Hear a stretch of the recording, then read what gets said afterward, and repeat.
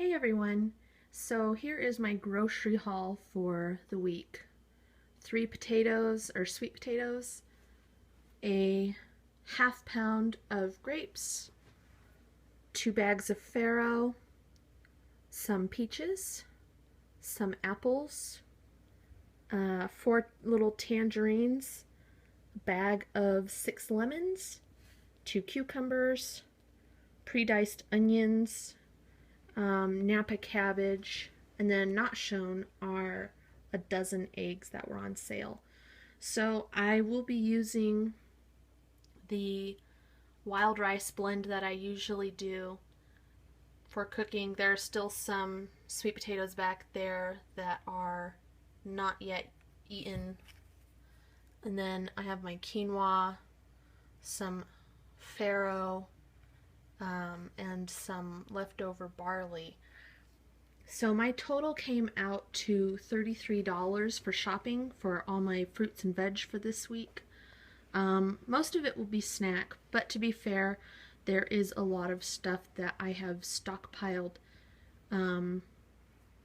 over the past, I don't know, couple of months, such as the rice and the quinoa, which I always buy on sale. I only bought the farro because it's normally not on sale, and I really enjoyed cooking with it this past couple of weeks.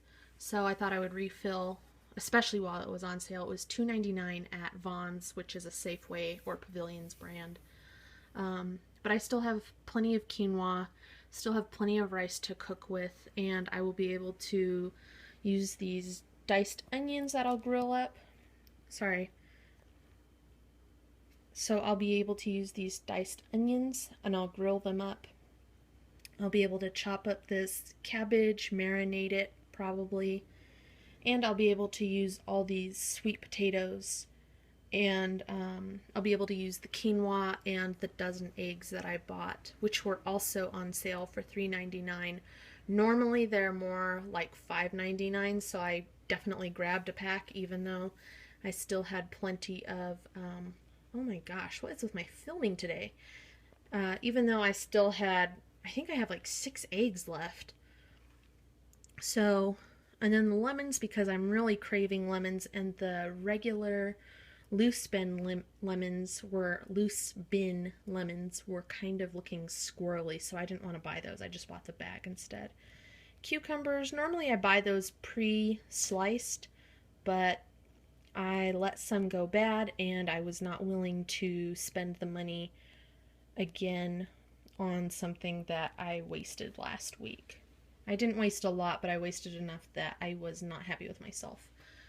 Also, what I am doing with the leftover vegetables and fruits, which I don't have right here on the counter with me, is I will be juicing them, and then I will, I guess you could say juicing them in the my blender, and then pouring it into mason jars, freezing it, and drinking it throughout the week because it's pretty healthy. It'll use it up, and regular juice at a juice bar or juice store, whatever you want to say, is so damn expensive. There is a place here in town that charges like $10 for I think it's a 16 ounce or a 20 ounce cup, which is ridiculous. I am not paying that.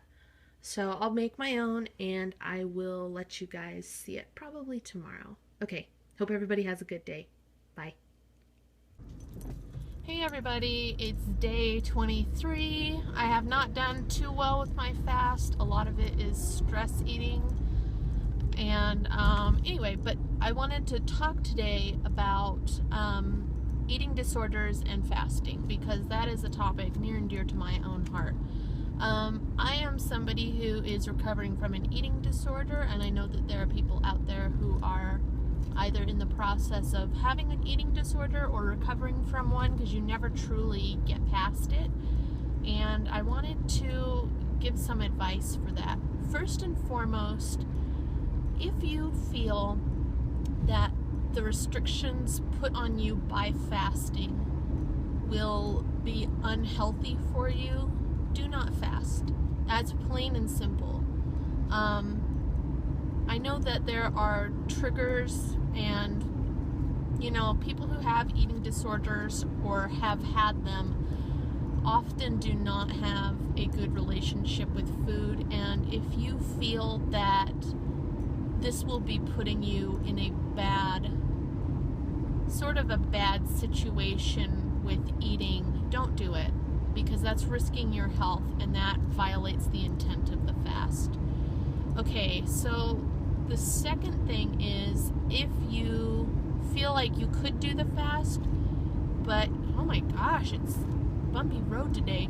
But if you feel like you could do the fast, here are some pointers I have for you. The moment you feel triggering thoughts coming on with your food, obviously stop fasting immediately. In the first year that I did the fast, I did have a few triggering thoughts that I recognized immediately were going to put me in a bad way with food and my eating, so I opted out of fasting that day. And it's not a failure. You're not violating anything. You're doing what's best for you, and that is part of the intent of the fast. You're recognizing something within yourself that you are supposed to recognize. So the next thing is, I feel that if you are somebody who does struggle with food and how you view food, just do the regular fast, which is just cutting out meat and cutting out refined sugars. That's simple enough. The Prophet's fast is pretty restrictive, and that might lead to some triggering for you. And let's see, what's the next thing? Oh, I would definitely suggest maybe just doing it for the final 7 days of the fast rather than the 41 days or the full fast like I'm doing, which I'm not doing well at, I'll tell you that. So, don't beat yourself up if you start feeling like the fast is sort of being affected by an eating disorder that you have, whether it's binge eating, whether it's purging, whether it's emotional eating, whether it's restriction of food, whether it's like the orthorexia. If you have orthorexia, do not do the fast. That is plain and simple. And orthorexia is where you try to attain perfection through eating. I'll put a link down below. It's not recognized officially, but it's very real. There was a doctor who kind of thought maybe I had orthorexia, and I believe it.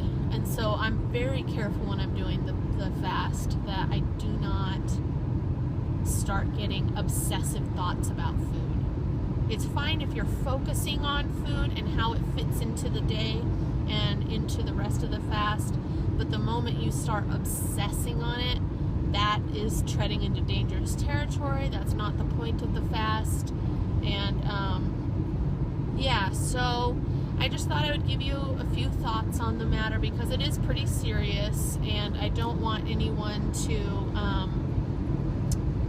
compromise their own health and or safety, or their own progress that they've made within their life and their eating habits.